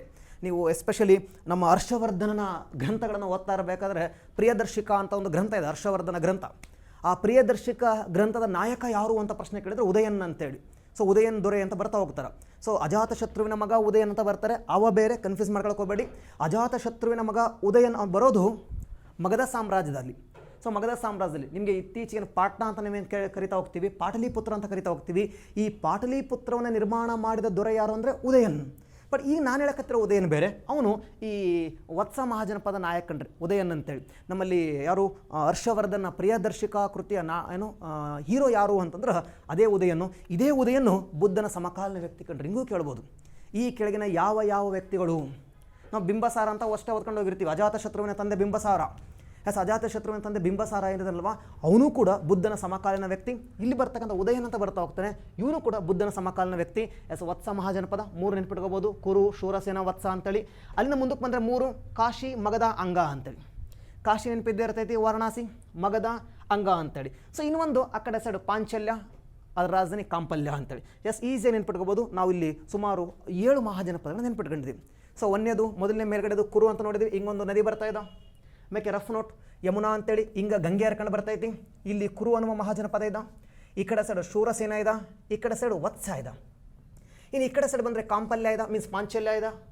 ಈ ಕಡೆ ಸೈಡ್ ಬಂದರೆ ಕಾಶಿ, ಈ ಕಡೆ ಸೈಡ್ ಬಂದರೆ ಮಗಧ, ಈ ಕಡೆ ಸೈಡ್ ಬಂದರೆ ಅಂಗ. ಸೊ 7 ಮಹಾಜನಪದಗಳಿದ್ದಾವೆ. ಇಲ್ಲಿ ಮೇಲ್ಗಡೆ ಬಂದರೆ ಪಾಂಚಲ್ಯ. ಸೊ 7 ಮಹಾಜನಪದಗಳಿದ್ದಾವೆ. ಇನ್ನು ಉಳಿದಿರೋ ಮಹಾಜನಪದಗಳನ್ನು ಸ್ವಲ್ಪ ಗಮನಿಸ್ತಾ ಬರುವ. ಫಸ್ಟ್ ಇಸ್ ಪರ್ಫೆಕ್ಟ್ ಆಗಿ take a break, then again ಮತ್ತೆ ಕಂಟಿನ್ಯೂ ಮಾಡ್ತಾ ಹೋಗುವ. ಸೊ ಈಗ ಗಮನಿಸ್ತಾ ಹೋಗುವ. ಸೊ ಬ್ರೇಕ್ ಅಂದ್ರೆ ಮತ್ತೆ ಇದು ಮಾಡೋಂಗಿಲ್ಲ, ಕಂಟಿನ್ಯೂ ಮಾಡಬೇಕಾ? ಹಾಗಾದ್ರೆ ಒಂದು ನಿಮಿಷ ಇಷ್ಟು ಪರ್ಫೆಕ್ಟಾಗಿ ಮುಂದೆ ಕಂಟಿನ್ಯೂ ಮಾಡ್ಕೊಳ್ತಾ ಹೋಗುವ. ಯಾವಾಗ ನಮ್ಮಲ್ಲಿ ಭಾಳ ಡಾಟಾ ಸೇರ್ತಾ ಹೋಗ್ತಾವೋ ಆವಾಗ ನಾವು ಸ್ವಲ್ಪ ಅದನ್ನ ಬ್ರೇಕ್ ಮಾಡಬೇಕು, ಮೀನ್ಸ್ ಡಿವೈಡ್ ಮಾಡಬೇಕು. ಆವಾಗ ಜಾಸ್ತಿ ದಿವಸ ನೆನಪಿರ್ತಾವೆ. ನೀವು 16 ಒಂದೇ ಫೈಲ್ ಮಾಡಿ ಲೋಡ್ ಮಾಡಿದ್ರೆ ಮೈಂಡು ಎಕ್ಸಾಮಲ್ಲಿ ಮುಗಿದ ಮೇಲೆ ನೆನಪಾಗ್ತಿರ್ತಾವೆ. ಹಿಂಗಾಗಿ ಎಕ್ಸಾಮಲ್ಲಿ ನೆನಪಾಗಬೇಕು ಅಂತಂದ್ರೆ ಸ್ವಲ್ಪ ತುಂಡು ತುಂಡಾಗಿ ಮಾಡಿ ಅಧ್ಯಯನ ಮಾಡ್ಕೊಳ್ಳುವ. 7 ಮಹಾಜನಪದಗಳು ನಿಮ್ಮ ಮೈಂಡಲ್ಲಿ ಕುಂತಿದ್ದಾವೆ ಅಂತ ನಾನು ಭಾವಿಸ್ಕೊಳ್ತೀನಿ. ದಿನ ಹಾಗೇನು ಬರ್ತಾ ಹೋಗುವ. ಇನ್ನು ದಕ್ಷಿಣದ ಭಾಗಕ್ಕೆ ಬಂದ್ಬಿಡೋಣ. ಇನ್ನು ಕೆಳಗಡೆ ಯಾವ ಮಹಾಜನಪದಗಳಿದಾವ, ಮೇಲಡೆ ಯಾವ ಮಹಾಜನಪದಗಳಿದಾವ. ಯಾಕಂದರೆ ನಾಳೆ ಕೇಳ್ಬೋದು, ಗಂಗಾ ನದಿ ಹರ್ಕೊಂಡು ಹೋಗ್ತೈತಲ್ವಾ ಪೂರ್ವ ಪಶ್ಚಿಮಕ್ಕೆ, ಅದರ ಮೇಲಡೆ ಇರೋ ಮಹಾಜನಪದ ಯಾವುದು, ಗಂಗಾ ನದಿಯ ಬಲದಂಡೆ ಯಾವುದವ, ಎಡದಂಡೆ ಯಾವುದು ಅಂತ ಕೇಳ್ಬೋದು. ಈಸಿಯಾಗಿ ಬಲದಂಡೆ ಅಂದರೆ ಕೆಳಗಡೆ ಇರೋದು, ಎಡದಂಡೆ ಅಂದರೆ ಮೇಲ್ಗಡೆ ಇರೋದು. It's very simple. ಹೀಗೆ ಬಂದ್ಬಿಡೋಣ. ಹಾಗಾದರೆ ಕೆಳಗಡೆ ಒಂದು ನದಿ ಹರ್ಕೊಂಡು ಹೋಗ್ತಾ ಇದೆ, ದಕ್ಷಿಣ ಭಾರತದ ಅತ್ಯಂತ ದೊಡ್ಡ ನದಿ ಯಾವುದು ಸರ ಅಂದ್ರೆ ಗೋದಾವರಿ ಅಂತೇಳಿ, ವೃದ್ಧ ಗಂಗೆ ಅಂತ ಕರಿತಾ ಹೋಗ್ತೀವಿ. We discuss in the part of geography. So ಈ ಗೋದಾವರಿ ಐತಲ್ವಾ, ಈ ಗೋದಾವರಿ ನದಿಯ ದಡದ ಮೇಲೆ ಇವತ್ತಿನ ಮಹಾರಾಷ್ಟ್ರ ಭಾಗದಲ್ಲಿ ಒಂದು ಮಹಾಜನಪದ ಇತ್ತು. ಅದರ ಹೆಸರು ಆಸ್ವಾಕ ಅಂತೇಳಿ. ಆಸ್ವಾಕ ನಾನು ಚಿಕ್ಕದಾಗ ಬರೆದಿರ್ತೀನಿ, ಜಾಗದ ಕೊರತೆ ಇದೆ, ನೀವು ಬರ್ಕೋಬೇಕು. ಆಸ್ವಾಕ ಅಂತೇಳಿ. ಆಸ್ವಾನ ಬೇರೆ. ಆಸ್ವಾನ ಅನ್ನೋದು ನೈಲ್ ನದಿಗೆ ಈಜಿಪ್ಟಲ್ಲಿ ಕಟ್ಟಿರೋ ಡ್ಯಾಮ್ನ ಹೆಸರು. ಇದು ಆಸ್ವಾಕ ಅಂತೇಳಿ. ಆಸ್ವಾಕ ಅಶ್ವಕರು ಅಲ್ಲ, ಆಸ್ವಾಕ ಬೇರೆ. ಅಶ್ವಕರು ಅನ್ನೋದು ಜಮ್ಮು ಮತ್ತು ಕಾಶ್ಮೀರದ ಒಂದು ಬುಡಕಟ್ಟು ಜನಾಂಗ. ಅಲೆಕ್ಸಾಂಡರ್ನನ್ನು ಮೊಟ್ಟ ಮೊದಲ ಬಾರಿಗೆ ಸೋಲಿಸಿದ್ದು ಯಾರು ಅಂತಂದ್ರೆ ಒಂದು ಅಶ್ವಕ ಅನ್ನೋ ಬುಡಕಟ್ಟು ಜನಾಂಗ. ರಾಣಿ ಕೃಪಾದೇವಿ ಏನು ಮಾಡ್ತಾಳೆ, ಸೋಲಿಸ್ತಾ ಹೋಗ್ತಾಳೆ. ಅದು ಅಶ್ವಕರು, ಇದು ಆಸ್ವಾಕ ಅಂತೇಳಿ. ಕನ್ಫ್ಯೂಸ್ ಆಗ್ತಿರ್ತವೆ. ಅಶ್ವಕರು ಬೇರೆ, ಆಸ್ವಾಕ ಬೇರೆ. ಆಸ್ವಾಕ ಐತಲ್ವ, ಇದು ಇವತ್ತಿನ ಮಹಾರಾಷ್ಟ್ರದಲ್ಲಿದೆ. ಇದರ ರಾಜಧಾನಿ ಯಾವುದು ಸರ ಅಂತಂದ್ರೆ ಇದರ ರಾಜಧಾನಿ ಯಾವುದು ಸರ ಅಂತಂದ್ರೆ ಪೋಥಾನ್ ಅಂತೇಳಿ. ಪೋಥಾನ್ ಅಂತೇಳಿ. ಹಾಗಾದ್ರೆ ಪೋತಾನ್ ಅಥವಾ ಪೋತಾಲಿ ಅಂತ ಕೂಡ ಕರಿತಾ ಹೋಗ್ತೀವಿ. ಪೊತಾಲಿ ಅಂದ್ರೂ ಅದೇ, ಪೋಥಾನ್ ಅಂದ್ರೂ ಅದೇ. ಪೈಥಾನ್ ಅಲ್ಲ, ಪೊತಾಲಿ ಅಂತಂದ್ರೂ ಕೂಡ ಅದೇ, ಪೋತಾನ್ ಅಂತಂದ್ರೂ ಕೂಡ ಅದೇ. ಪೈಥಾನ್ ಬೇರೆ. ಪೈಥಾನ್ ಮತ್ತು ಪ್ರತಿಷ್ಠಾನ್, ಶಾತವಾಹನರ ಆರಂಭದ ರಾಜಧಾನಿ ಪೈಥಾನ್ ಅಂತ ಪ್ರತಿಷ್ಠಾನ್, ಅದು ಆಂಧ್ರದ ಭಾಗದಲ್ಲಿ ಕಂಡು ಬರ್ತಾ ಹೋಗ್ತೈತಿ. ಇದು ಪೋತಾನ್ ಅಂತೇಳಿ ಮಹಾರಾಷ್ಟ್ರ ಭಾಗದಲ್ಲಿ ಕಂಡು ಬರ್ತೈತಿ. ಅತ್ಯಂತ ದಕ್ಷಿಣಕ್ಕಿರುವ ಮಹಾಜನಪದ ಯಾವುದಂದ್ರೆ ಆಸ್ವಾಕ ಮಹಾಜನಪದ ಅಂತ ಗೋದಾವರಿ ನದಿ ದಡದ ಮೇಲೆ ಕಂಡು ಬರ್ತೈತಿ. ನಾಳೆ ಹಿಂಗೂ ಕೇಳ್ಬೋದು, ಉತ್ತರ ಭಾರತ ಮಹಾಮೈದಾನದ ಆಚೆ ಇರುವ ಮಹಾಜನಪದ ಯಾವುದು ಅಂತೇಳಿ. ಅಥವಾ ಹಿಂಗೂ ಕೇಳ್ಬೋದು, ವಿಂಧ್ಯ ಪರ್ವತದ ದಕ್ಷಿಣಕ್ಕಿರುವ ಮಹಾಜನಪದ ಯಾವುದು ಅಂತೇಳಿ. ಅಥವಾ ಹಿಂಗೂ ಕೇಳ್ಬೋದು, ಏನಂತಂದ್ರೆ ಪರ್ಯಾಯ ಪ್ರಸ್ಥಭೂಮಿಯಲ್ಲಿ ಬಂದ ಮಹಾಜನಪದ ಯಾವುದು ಅಂತೇಳಿ. ಇದು ಮೈದಾನದ ಒಳಗಡೆ ಇಲ್ಲ, ಪರ್ಯಾಯ ಪ್ರಸ್ಥಭೂಮಿ ಒಳಗಡೆ ಇದೆ. ಪರ್ಯಾಯ ಪ್ರಸ್ಥಭೂಮಿ ಅಂದರೆ ಏನು ಅನ್ನೋದನ್ನು will discuss in the part of geography classes. Then ಈ ಕಡೆ ಸೈಡ್ ಬರೋಣ. ಇಲ್ಲಿ ನೋಡ್ರಿ, ಇಲ್ಲಿ ಗಂಗಾ ನದಿಗೆ ಅತ್ಯಂತ ದೊಡ್ಡ ಉಪನದಿ ಯಮುನಾ ಹೆಂಗಾಯ್ತು ಹಂಗೆ ಯಮುನಾ ನದಿಗೆ ಒಂದು ದೊಡ್ಡ ಉಪನದಿ ಇದೆ, ಅದರ ಹೆಸರು ಚಂಬಲ್ ಅಂತೇಳಿ. ಈ ಚಂಬಲ್ ನದಿಗೆ ಒಂದು ಉಪನದಿ ಇದೆ, ಅದರ ಹೆಸರು ಶಿಪ್ರಾ ಅಂತೇಳಿ. ಶಿಪ್ರಾ ಅಂತಕ್ಕಂಥ ಒಂದು ಉಪನದಿ ಬರುತ್ತೆ. ಚಂಬಲ್ ನದಿಗೆ ಒಂದು ಉಪನದಿ ಇದೆ, ಶಿಪ್ರಾ ಅಂತೇಳಿ. ನದಿಗಳ ಬಗ್ಗೆ ಜಾಸ್ತಿ ಕಾನ್ಸಂಟ್ರೇಟ್ ಮಾಡೋಕೆ ಹೋಗಬೇಡಿ, ನನಗೆ ಜಸ್ಟ್ ಆ ಮಹಾಜನಪದಗಳು ಗೊತ್ತಾಗಲಿ ಅಷ್ಟೇ. ನದಿಗಳ ಚಾಪ್ಟರ್ ನಾವು ಇನ್ನೊಂದು ಬೇರೆ ವಿಡಿಯೋದಲ್ಲಿ ಮಾತಾಡೋಣಂತ. ಈ ಚಂಬಲ್ ಅನ್ನುವ ನದಿಯ ಬಲದಂಡೆ ಒಂದು ಉಪನದಿ ಇದೆ, ಶಿಪ್ರಾ ಅಂತೇಳಿ. ಈ ಶಿಪ್ರಾ ನದಿಗೆ ಶಿಪ್ರಾ ನದಿ ದಡದ ಮೇಲೆ ಒಂದು ನಗರ ಕಂಡು ಬರ್ತೈತಿ. ಇವತ್ತು ಕೂಡ ಭಾಳ ಪ್ರಸಿದ್ಧಿಯಾದಂಥ ಒಂದು ಪ್ರವಾಸಿ ತಾಣ, ಒಂದು ಆಧ್ಯಾತ್ಮಿಕ ಕ್ಷೇತ್ರ ಯಾವುದು ಸರ್ ಅಂದ್ರೆ ಉಜ್ಜಯಿನಿ ಅಂತೇಳಿ. ಉಜ್ಜಯಿನಿಯ ಮಹಾಕಾಳೇಶ್ವರ ಅಂತ ನೀವು ಕೇಳಿರ್ತೀರ. ಉಜ್ಜಯಿನಿಯ ಮಹಾಕಾಳೇಶ್ವರ, ಕಾಶಿಯಲ್ಲಿರೋದು ವಿಶ್ವನಾಥ, ಉಜ್ಜಯಿನಿ ಇರೋದು ಮಹಾಕಾಳೇಶ್ವರ. ಈ ಉಜ್ಜಯಿನಿಯನ್ನು ರಾಜಧಾನಿಯಾಗಿ ಮಾಡಿಕೊಂಡು ಆಳ್ವಿಕೆ ನಡೆಸಿರ್ತಕ್ಕಂಥ ಮಹಾಜನಪದ ಯಾವುದು ಸರ್ ಅಂದ್ರೆ ಅವಂತಿ ಅಂತೇಳಿ. ಅವಂತಿ ಮಹಾಜನಪದ. ಉಜ್ಜಯಿನಿಯನ್ನು ರಾಜಧಾನಿಯಾಗಿ ಮಾಡಿಕೊಂಡು ಅವಂತಿ ಮಹಾಜನಪದ ಏನು ಮಾಡ್ತೈತಿ ಅಂದ್ರೆ ಆಡಳಿತ ನಡೆಸ್ತಾ ಹೋಗ್ತೈತಿ. ಉಜ್ಜಯಿನಿಯ ಮಹಾಕಾಳೇಶ್ವರ ದೇವಾಲಯ ನಿಮ್ಗೆ ಗೊತ್ತಿರಬೇಕು. ದೆನ್ ಅಗೇನ್ ಏನು ಸರ್, ಯಾವ ನದಿ ಸರ್ ಅದು? ಶಿಪ್ರಾ ನದಿ. ಶಿಪ್ರಾ ಅನ್ನೋದು ಚಂಬಲ್ನ ಒಂದು ಬಲದಂಡೆಯ ಉಪನದಿ. ನಾವು ಯಾವ ದಂಡೆ ಅಂತ ಹೇಳೋ ಅವಶ್ಯಕತೆ ಇಲ್ಲ, ನೀವು ನೋಡಿದ್ರೆ ಗೊತ್ತಾಗ್ಬಿಡ್ತೈತಿ. ನದಿ ಹಿಂಗೆ ಹರ್ಕೊಂಡು ಹೋಗ್ತೈತಿ, ಬಲಗಡೆಯಿಂದ ಬರ್ತಾ ಇದೆ ಅಷ್ಟೇ. ದೆನ್ ಅಗೇನ್ ಇಲ್ಲಿಂದ ಸ್ವಲ್ಪ ಮುಂದಕ್ಕೆ ಹೋದರೆ ಮತ್ತೊಂದು ಮಹಾಜನಪದ ನಮಗೆ ಸಿಗ್ತಾ ಹೋಗುತ್ತಾ. ಯಾವುದು ಸರ ಅದಂದ್ರೆ ಚೇದಿ ಮಹಾಜನಪದ ಅಂತೇಳಿ. ಚೇದಿ ಮಹಾಜನಪದ ಅಂತೇಳಿ ಇಲ್ಲಿದೆ ಕಣ್ರಿ. ಈ ಕಡೆ ಹೆಸ ಚಂಬಲ್ ನದಿಯ ಭಾಗದ ಹತ್ರ ಕಂಡು ಬರ್ತೈತಿ ಚೇದಿ ಅಂತೇಳಿ. ಚೇದಿ ಮಹಾಜನಪದ. ಚೇದಿ ಅನ್ನುವ ಜನಾಂಗ ಕೂಡ ಇದೆ, ಬುಡಕಟ್ಟು ಜನಾಂಗ ಕೂಡ ಇದೆ. ಚೇದಿ ಅಂತಕ್ಕಂಥ ಒಂದು ಮಹಾಜನಪದ ಕಂಡು ಬರ್ತೈತಿ. ಈ ಚೇದಿ ಮಹಾಜನಪದ ಮಾಳ್ವಾ ಭಾಗದಲ್ಲಿ ಕಂಡು ಬರ್ತೈತಿ. ಜಿಯೋಗ್ರಫಿಕಲ್ ನಾಲೆಡ್ಜ್ ಕೂಡ ಇರಬೇಕು ನಿಮಗೆ. ನಾಳೆ ಹಿಂಗೂ ಕೇಳ್ಬೋದಲ್ವೇ? ಏನು ಅರಾವಳಿ ಮತ್ತು ವಿಂಧ್ಯದ ಮಧ್ಯದಲ್ಲಿರುವ ಮಾಳ್ವಾ ಭಾಗದಲ್ಲಿ ಯಾವ ಒಂದು ಜನಪದ ಕಂಡು ಬಂದಿದ ಅಂತೇಳಿ ಇದು ಗೊತ್ತಾಗಬೇಕಂದ್ರೆ ಮಾಳ್ವಾ ಅಂದರೆ ಯಾವುದು ಅಂತ ಗೊತ್ತಾಗಬೇಕು. ಇಲ್ಲಿ ಅರಾವಳಿ ಸಾಲು ಇದೆ, ಕೆಳಗಡೆ ವಿಂಧ್ಯ ಇದೆ. ಈ between Aravalli and Vindhya range ಏನಿದೆ that is called Malwa ranges ಅಂತ ಕರಿತಾ ಹೋಗ್ತೀವಿ, ಮಾಳ್ವಾ ರೀಜನ್ ಅಂತ ಕರಿತಾ ಹೋಗ್ತೀವಿ. ಆ ಮಾಳ್ವಾ ರೀಜನ್ಸಲ್ಲಿ ಚೇದಿ ಅಂತಕ್ಕಂಥ ಒಂದು ಮಹಾಜನಪದ ಇದೆ.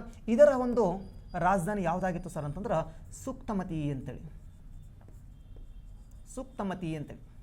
ಸೂಕ್ತಮತಿ ಕನ್ಫ್ಯೂಸ್ ಮಾಡ್ಕೊಬೇಡ್ರಿ. ಸೂಕ್ತ ಜೆಂಡರ್ ಬೇರೆ, ಅದು ಇಂಡಸ್ ವ್ಯಾಲಿ ಸಿವಿಲೈಸೇಷನ್ ಒಂದು ನಗರ. ಇದು ಸೂಕ್ತಮತಿ ಅಂತೇಳಿ. ನೋಡ್ರಿ, ನಾವು ಆವಾಗಲೇ 7 ಮಹಾಜನಪದಗಳನ್ನು ಅಧ್ಯಯನ ಮಾಡಿದ್ವಿ.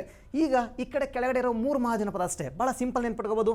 ಆಸ್ವಾಕ, ಅವಂತಿ ಮತ್ತು ಚೇದಿ ಅಂತೇಳಿ.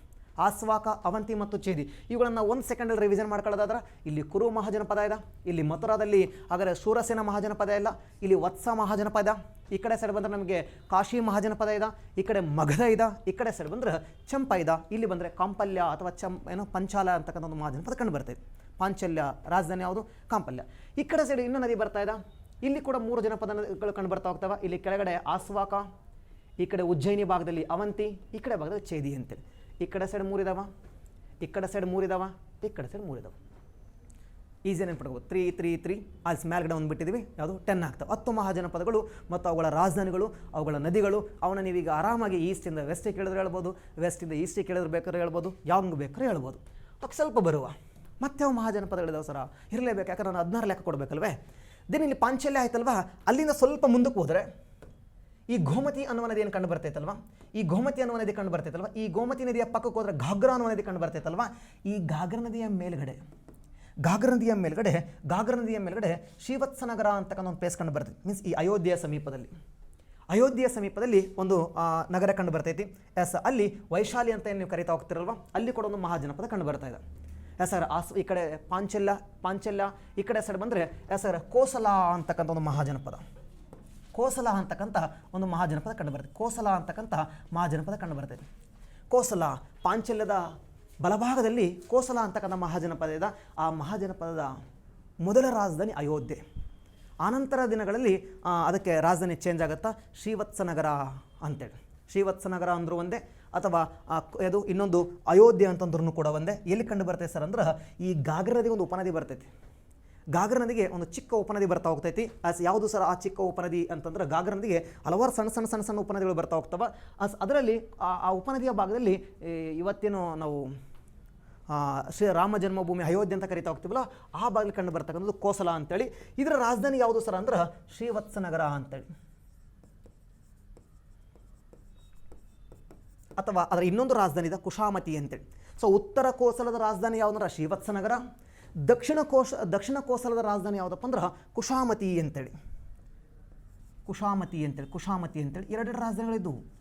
ಕೋಸಲಕ್ಕೆ ಮೊದಲು ಅಯೋಧ್ಯೆ ಅಂತಕ್ಕಂಥ ಒಂದೇ ರಾಜಧಾನಿ ಇತ್ತು. ಆನಂತರ ಮುಂದಿನ ದಿನಗಳಲ್ಲಿ ಎರಡು ರಾಜಧಾನಿ ಮಾಡಿಕೊಂಡ್ರು. ಉತ್ತರ ಕೋಸಲಕ್ಕೆ ಶ್ರೀವತ್ಸನಗರ, ದಕ್ಷಿಣ ಕೋಸಲಕ್ಕೆ ಏನಪ್ಪ ಅಂದ್ರೆ ಕುಶಾಮತಿ ಅಂತಕ್ಕಂಥ ರಾಜಧಾನಿನ ಮಾಡ್ಕೊಳ್ತಾ ಹೋಗ್ತಾರೆ. ದೆನ್ ಹಾಗೆ ನೆಕ್ಸ್ಟ್ ಮುಂದಕ್ಕೆ ಬರೋದಾದರೆ ಅದೇ ಘಾಗ್ರಾ ನದಿ ಏನಿದೆ ಅಲ್ವಾ, ಅದೇ ಘಾಗ್ರಾ ನದಿ ಹಂಗೆ ಹರ್ಕೊಂಡು ಮುಂದಕ್ಕೆ ಬರ್ತಾ ಐತಿ.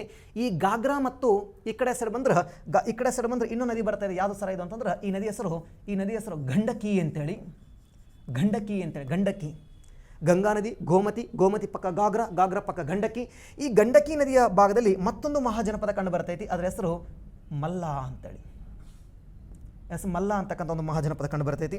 ನಾನು ತುಂಬ ಚಿಕ್ಕದಾಗಿ ಬರೆದಿರ್ತೀನಿ, ನೀವು ನೋಟ್ಸಲ್ಲಿ ಕರೆಕ್ಟಾಗಿ ಬರ್ಕೊಳ್ಳಿ. ಮಲ್ಲ ಅಂತಕ್ಕಂಥ ಒಂದು ಮಹಾಜನಪದ ಕಂಡು ಬರ್ತೈತಿ. ಎಸ್ ಮಲ್ಲ ಅಂತಕ್ಕಂಥ ಒಂದು ಮಹಾಜನಪದ ಕಂಡು ಬರ್ತೈತಿ. ಈ ಮಲ್ಲ ಜನಪದ ರಾಜಧಾನಿ ಯಾವುದಂದ್ರೆ ಕುಶಿನಗರ ಅಂತೇಳಿ. ಎಸ್ ಕುಶಿನಗರ ಅಂತೇಳಿ ಈ ಮಲ್ಲ ಅಂತಕ್ಕಂಥ ಒಂದು ಮಹಾಜನಪದ ಏನಿಲ್ಲ, ಈ ಮಲ್ಲ ಮಹಾಜನಪದದ ರಾಜಧಾನಿ ಯಾವುದಪ್ಪ ಅಂದ್ರೆ ಕುಶಿನಗರ ಅಂತೇಳಿ ಮಲ್ಲ ಮಹಾಜನಪದ ರಾಜಧಾನಿ ಕುಶಿನಗರ ಅಂತೇಳಿ. ಅಲ್ಲಿಂದ ಸ್ವಲ್ಪ ಮುಂದಕ್ಕೆ ಹೋದ್ರೆ ಕೊನೆಯದಾಗಿ ಇಲ್ಲಿ 3 ಈಸಿ ನೆನ್ಪಿಟ್ಕೋಬೋದು. ಒಂದು ಪಾಂಚಲ್ಯ, ಕೋಸಲ, ಮಲ್ಲ ಅಂತೇಳಿ. ಪಾಂಚಲ್ಯ, ಕೋಸಲ, ಮಲ್ಲ ಎಷ್ಟು ಈಸಿಯಾಗಿ ನಾವು ನೆನ್ಪಿಟ್ಕೋಬೋದು ಅಂತಂದ್ರೆ ಈ ಕಡೆ ಸ್ವಲ್ಪ ಗಮನಿಸ್ತಾ ಬರುವ, ಈ ಕಡೆ ಯಮುನಾ ನದಿ, ಈ ಕಡೆ ಗಂಗಾ ನದಿ, ಈ ಕಡೆ ಚಂಬಲ್ ನದಿ. ನೋಡ್ರಿ ಇಲ್ಲಿ 3 ಮಹಾಜನಪದಗಳು, ಈ ಕಡೆ 3 ಮಹಾಜನಪದಗಳು, ಒಂದು ಕುರು, ಸೂರಸೇನ, ವತ್ಸ, ಇಲ್ಲಿ 3 ಇದಾವ. ಈ ಕಡೆ ಸೈಡ್ 3 ಇದಾವ, ಕಾಶಿ, ಮಗಧ, ಚಂಪ ಮೀನ್ಸ್ ಇವತ್ತಿನ ಅಂಗ ಅಂತ ಕರಿತಾ ಹೋಗ್ತೀವಿ. ಇನ್ನು ಈ ಕಡೆ ಸೈಡ್ ಬಂದರೆ 3 ಇದಾವ, ಒಂದು ಕೆಳಗಡೆ ಆಸ್ವಾಕ, ಈ ಕಡೆ ಅವಂತಿ ಮತ್ತು ಚೇದಿ. 16 ಮಹಾಜನಪದ ಕಷ್ಟ ಆಗ್ತವ, 3 ನೆನ್ಪಿಟ್ಕೋಬೋದು ಅಷ್ಟೇ. ಈ ಕಡೆ 3, ಆ ಕಡೆ 3 ಇದಾವ, ಕೆಳಗಡೆ 3 ಇದಾವ, ಈ ಕಡೆ ಸೈಡ್ 3 ಇದಾವ. ಯಾವ ಸರ? ಈ ಕಡೆ ಬಂದರೆ ಪಾಂಚಲ್ಯ ಅಥವಾ ಪಾಂಚಲ್ಯ, ಈ ಕಡೆ ಬಂದರೆ ಕೋಸಲ, ಈ ಕಡೆ ಬಂದರೆ ಮಲ್ಲ. ಈಸಿ ನೆನ್ಪಿಟ್ಕೋಬೋದು. ಲಾಸ್ಟ್ ಎಲ್ಲವು ಲಾಲ ಅಂತ ಬರ್ತಾವೆ, ಮಲ್ಲ, ಕೋಸಲ, ಪಾಂಚಲ್ಯ ಅಂತೇಳಿ. ದೆನ್ ನಮಗೆ ಇವಾಗ 12 ಮಹಾಜನಪದಗಳು ನೆನಪಿದಾವ. 12 ಮಹಾಜನಪದಗಳು ಏನಾಗಿದಾವ ನೆನಪಿದಾವ. ಭಾಳ ಸಿಂಪಲ್. ಆ ಕಡೆ 3 ಬಿಡಿ ಸರ. ಇಲ್ಲಿ ಅಲಹಾಬಾದ್ ಐತಿ, ಇವತ್ತಿನ ಪ್ರಯಾಗರಾಜಿಂದ ಆ ಕಡೆ 3 ಇದಾವ, ಪ್ರಯಾಗರಾಜಿಂದ ಈ ಕಡೆ 3 ಇದಾವ, ಪ್ರಯಾಗರಾಜ್ನ ಮೇಲ್ಗಡೆ 3 ಇದಾವ, ಪ್ರಯಾಗರಾಜ್ನ ಕೆಳಗಡೆ 3 ಇದಾವೆ. ಸೊ 12 ಮಹಾಜನಪದಗಳಾದವು. ಇನ್ನು ಬೇಕಾಗಿರೋದು ಇನ್ನು 4 ಮಹಾಜನಪದಗಳು. ಎಸ್ ಎಲ್ಲಿದಾವ ಸರ ಅವು ಅಂತಂದ್ರೆ, ಒಂದು ಇವತ್ತಿನ ಸರ ರಾಜಸ್ಥಾನ ಭಾಗದಲ್ಲಿ ವಿರಾಟನಗರ ಅಂತ ಒಂದು ಊರು ಬರ್ತೈತಿ. ಆ ವಿರಾಟನಗರದಲ್ಲಿ ಮತ್ಸ್ಯ ಅನ್ನೋ ಒಂದು ಮಹಾಜನಪದ ಕಂಡು ಬರ್ತೈತಿ. ವಿರಾಟನಗರದಲ್ಲಿ ಮತ್ಸ್ಯ ಅನ್ನೋ ಒಂದು ಮಹಾಜನಪದ ಇದೆ. ಕಂಡು ಬರ್ತೈತಿ. ಮತ್ಸ್ಯ ಮಹಾಜನಪದ ಎಲ್ಲಿದೆ ಸರ್ ಅಂದ್ರೆ ಇವತ್ತಿನ ವಿರಾಟನಗರ. ಮತ್ಸ್ಯ ಅಂತಕ್ಕಂಥ ಮಹಾಜನಪದ ಎಲ್ಲಿದೆ ಸರ್ ಅಂತಂದ್ರೆ ರಾಜಸ್ಥಾನ ಭಾಗದಲ್ಲಿ ಕಂಡು ಬರ್ತಕ್ಕಂಥದ್ದು. ಇದನ್ನು ಕೇಳ್ಬೋದು. ಮತ್ಸ್ಯ ಅನ್ನುವ ಒಂದು ಮಹಾಜನಪದ ಇವತ್ತಿನ ಯಾವ ರಾಜ್ಯದ ಭಾಗವಾಗಿದೆ ಅಂತಂದ್ರೆ ವಿರಾಟನಗರ ಅಥವಾ ರಾಜಸ್ಥಾನದ ಭಾಗದಲ್ಲಿ ಕಂಡು ಬರ್ತೈತಿ. ವಿರಾಟನಗರ ಅಂತಕ್ಕಂಥ ಒಂದು ಪ್ಲೇಸಲ್ಲಿ ಮತ್ಸ್ಯ ಅನ್ನುವ ಮಹಾಜನಪದ ಇತ್ತು. ದೆನ್ ಹಾಗೆ ಇವಿಷ್ಟು ಇಂಡಿಯಾದಲ್ಲಿ ಇದ್ದಂಥ ಮಹಾಜನಪದ. ಇನ್ನೊಂದು ಮಹಾಜನಪದ ಇದೆ ಇಂಡಿಯಾದ ಒಳಗಡೆ, ಹೇಳ್ಬಿಡ್ತೀನಿ ಯಾವುದು ಸರ್ ಅಂದ್ರೆ ಇಲ್ಲಿ ಕಂಡು ಬರ್ತೈತಿ. ಈ ಅಂಗ ಮಹಾಜನಪದದಿಂದ ಸ್ವಲ್ಪ ಮೇಲ್ಗಡೆ ಯಾವುದು ಸರ್ ಅಂದ್ರೆ ರುಜ್ಜಿ ಅಂತೇಳಿ ಇಲ್ಲಿ ಕಂಡು ಬರ್ತಿಕೊಂಡ್ರೆ ರುಜ್ಜಿ ಅಂತಕ್ಕಂಥ ಒಂದು ಮಹಾಜನಪದ ಕಂಡು ಬರ್ತೈತಿ. ರುಜ್ಜಿ ಅಂತಕ್ಕಂಥ ಒಂದು ಮಹಾಜನಪದ ಕಂಡು ಬರ್ತೈತಿ. ನಾನು ಇಲ್ಲಿ ಬರೆದಿರ್ತೀನಿ ಈ ಕಡೆ ಸೈಡು, ಅಲ್ಲಿ ಜಾಗದ ಕೊರತೆ ಇರೋದ್ರಿಂದ ರುಜ್ಜಿ ಅನ್ನುವ ಮಹಾಜನಪದ ಕಂಡು ಬರ್ತೈತಿ. ಈ ರುಜ್ಜಿ ಮಹಾಜನಪದ ಭಾಳ ವಿಶೇಷವಾದಂಥ ಮಹಾಜನಪದ, ರಾಜನಿಲ್ಲದ ಮಹಾಜನಪದ ಕಣ್ರಿ. ಈ ರುಜ್ಜಿ ಮಹಾಜನಪದದಲ್ಲಿ ರಾಜನೇ ಇರಲಿಲ್ಲ. ಅಂದ್ರೆ ಆ ಒಂದು ನಾನು ಹೇಳಿದೆ ನಿಮಗೆ, ಬುಡಕಟ್ಟುಗಳು ಎಲ್ಲವೂ ಸೇರ್ಕೊಂಡು ಮಹಾಜನಪದಗಳಾಗಿದ್ವು ಅಂತೇಳಿ. ಅದರಲ್ಲಿ ಆ ಬುಡಕಟ್ಟಿನ ಹಿರಿಯರು ಏನಿದ್ರಲ್ವ ಅವರವರೇ ಗುಂಪಾಗಿ ಸೇರಿಕೊಂಡು ಅವರು ನಿರ್ಧಾರಗಳನ್ನು ತಗೊಳ್ತಾ ಇದ್ರು. ಹಿಂಗಾಗಿನೇ ಈ ರುಜ್ಜಿ ಮಹಾಜನಪದಕ್ಕೆ ನಾಯಕನೇ ಇರಲಿಲ್ಲ, ಕೆಲವೊಂದಕ್ಕೆ ಇರಲಿಲ್ಲ. ಇದಕ್ಕೆ ಭಾಳ ಇಂಪಾರ್ಟೆಂಟು. ಇದ್ರೊಳಗಡೆ ಹಲವಾರು ಏನಾಗಿದ್ವಪ್ಪ ಅಂತಂದ್ರೆ ಪಂಗಡಗಳು ಕಂಡು ಬರ್ತಾ ಹೋಗ್ತಾವೆ ಈ ರುಜ್ಜಿ ಒಳಗಡೆ. ಫಾರ್ ಎಕ್ಸಾಂಪಲ್ ಆಗಿ ಈ ರುಜ್ಜಿಯ ಒಳಗಡೆ ನೀವೇನು ಲಿಚ್ಛವಿ ಅಂತ ಕರಿತಾ ಹೋಗ್ತೀವಿ ನೋಡ್ರಿ. ಈ ರುಜ್ಜಿಯ ಒಂದು ಭಾಗ ಅದು ಲಿಚ್ಛವಿ ಮನೆತನ ಅಂತ ನೀವು ಕೇಳಿರ್ತೀರ. ಯಾವಾಗ ಕೇಳಿರ್ತೀರ? ಗುಪ್ತರ ಕಾಲ ಓದ್ತಾ ಇರಬೇಕಾದ್ರೆ. 1ನೇ ಚಂದ್ರಗುಪ್ತ ಮೌರ್ಯ ಲಿಚ್ಛವಿಯ ಕುಮಾರದೇವಿಯನ್ನು ಮದುವೆ ಆದಂತ ನೀವು ಕೇಳಿರ್ತೀರಲ್ವ. ಸೊ ಆಗ ಆ ಲಿಚ್ಛವಿ ಯಾವ ಮನೆತನಕ್ಕೆ ಸಂಬಂಧಪಟ್ಟಂದ್ರೆ ರುಜ್ಜಿ, ನೇಪಾಳದವರೆಗೆ ವಿಸ್ತರಿಸಿತ್ತದು. ಲಿಚ್ಛವಿ ಆಗಿರ್ಬೋದು. ಉಗ್ರ ಅಂತಕ್ಕಂಥ ಒಂದು ಪಂಗಡ ಕಂಡು ಬರ್ತಾ ಹೋಗ್ತೈತಿ. ಆ್ಯಂಡ್ ವೈದೇಹಿ ಅಂತಕ್ಕಂಥ ಒಂದು ಪಂಗಡ ಕಂಡು ಬರ್ತೈತಿ. ರುಜ್ಜಿ ಅಂತಕ್ಕಂಥ ಒಂದು ಪಂಗಡ ಕೂಡ ಕಂಡು ಬರ್ತೈತಿ. ಇಂಥ ಹಲವಾರು ಪಂಗಡಗಳು ಕೂಡ ಕಂಡು ಬರ್ತಾ ಹೋಗ್ತವ. ಇದೇ ರಿಜ್ಜಿನಾಗ ಐತಲ್ವ ಇಕ್ವಾಕು ಅಂತಕ್ಕಂಥ ಒಂದು ಪಂಗಡ ಇದೆ, ಜ್ಞಾತ್ರಿಕಾ ಅಂತಕ್ಕಂಥ ಒಂದು ಪಂಗಡ ಇದೆ, ಇಕ್ವಾಕು ಅಂತ ಇದೆ, ಜ್ಞಾತ್ರಿಕ ಅಂತ ಇದೆ.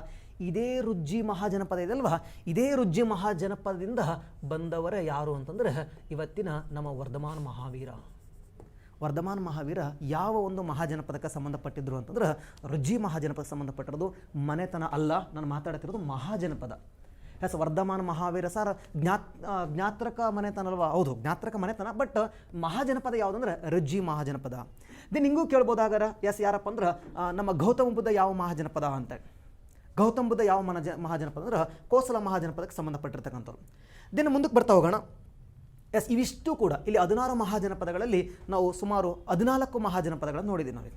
ಸೊ 12+1 13 ಮಹಾಜನಪದಗಳನ್ನು 14 ಮಹಾಜನಪದ ನೋಡಿದ್ದೀವಿ. ಸೊ 12 ಹೆಂಗೆ ಅಂತ ನಿಮ್ಗೆ ಗೊತ್ತಾಗಿದೆ. ಅಲಹಾಬಾದಿಂದ ಮೇಲ್ಗಡೆ ಅಲಹಾಬಾದ್ ನಗರ ತಗೊಂಡ್ರೆ ಈ ಕಡೆ ಸೈಡ್ 3 ಇದಾವ, ಈ ಕಡೆ ಸೈಡ್ 3 ಇದಾವ, ಇಲ್ಲಿ 3 ಇದಾವ, ಇಲ್ಲಿ 3 ಇದಾವ.